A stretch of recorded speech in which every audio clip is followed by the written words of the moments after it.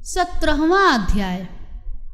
नैमिषारण्य तीर्थ में उपस्थित ऋषि मुनियों से सूत जी महाराज ने कहा, अब मोक्ष के देने वाले सब व्रतों में उत्तम एकादशी के व्रत का महात्म्य सुनो। एकादशी चाहे कृष्ण पक्ष की हो अथवा शुक्ल पक्ष की, उस दिन अन्न नहीं खाना चाहिए। एकादशी के दिन खाया हुआ अन्न पाप भक्षण के समान है। व्रत करने वाले को दशमी तथा द्वादशी को भी एक समय भोजन करना चाहिए। नारद जी द्वारा महाराज पृथु को सुनाई हुई कथा सुनाते हुए सूत जी ने कहा, गंगा के समान तीर्थ नहीं, माता के समान गुरु नहीं, विष्णु के समान देव नहीं, अन्न न खाने के समान तप नहीं, तथा शांति के समान संसार में कोई सुख नहीं। सत्य के समान ज्योति नहीं, कार्तिक के समान कोई मास नहीं, ज्ञान के समान कोई लाभ नहीं, तथा एकादशी के समान कोई व्रत नहीं। व्रत करने वाला प्रातः काल उठकर भगवान का पूजन करे, पुराणों की कथा सुने और रात्रि को जागरण करे। अब आप एक प्राचीन कथा ध्यान पूर्वक सुनो। नर्मदा नदी के तट पर गालब ऋषि का शांत स्वभाव युक्त और मनोरम आश्रम था। उनका पुत्र भद्रशील भगवान विष्णु का परमा भक्त था।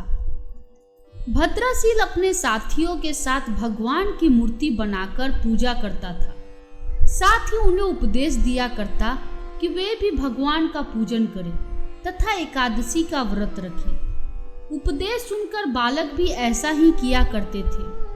अपने पुत्र के चरित्र को देखकर गालब ऋषि ने एक समय उससे पूछा, हे भद्रशील, तुम हर समय भगवान विष्णु की पूजा अर्चना में लगे रहते हो, यह उपदेश तुमको किसने दिया है?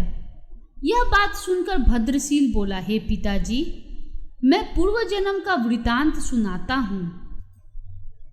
पहले जन्म में मैं चंद्रवंश में धर्मकृति नामक राजा था। दत्तात्रेय जी से मैंने शिक्षा दीक्षा ग्रहण की थी। साथ ही 1000 वर्ष तक राज्य भी किया था। अपने उस जन्म में मैंने धर्म तक पुण्य के अनेक कार्य किए, परंतु बाद में बुरी संगति में फंसकर मैंने वेद मार्ग छोड़ दिया और पाखंड मार्ग पर चल पड़ा। मेरे दुराचारों को देखकर प्रजा भी पाप कर्म करने लगी। इस तरह धर्म शास्त्रों के कथा अनुसार प्रजा के पाप का छठा भाग भी मुझको मिलने लगा। एक दिन शिकार खेलने के लिए वन में मैं गया। दिन भर भूखा प्यासा रहा। खाने पीने को मैं घूमता फिरता नर्मदा नदी के किनारे जा पहुंचा।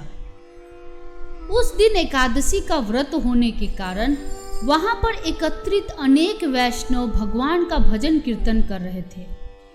भूख प्यास से व्याकुल और हारा थका होने के कारण मैं रात भर वहीं पर पड़ा रहकर कीर्तन सुनता रहा। प्रातः काल होते ही भूख प्यास से मेरे प्राण निकल गए। उसी समय यमराज के दूत आए और मुझ पापी को मारते पीटते हुए यमराज के पास ले गए।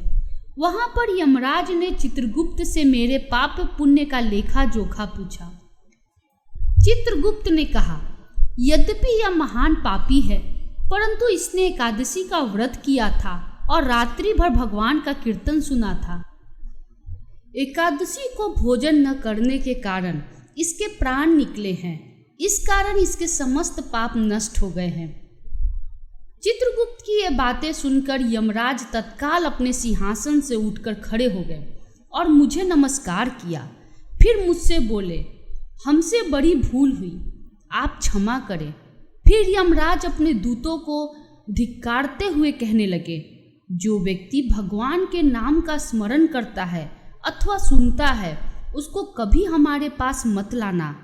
जिसने अनजाने में भी एकादशी का व्रत किया हो, उसके समस्त पाप नष्ट हो जाते हैं और उसे हमारे पास आने की आवश्यकता नहीं पड़ती।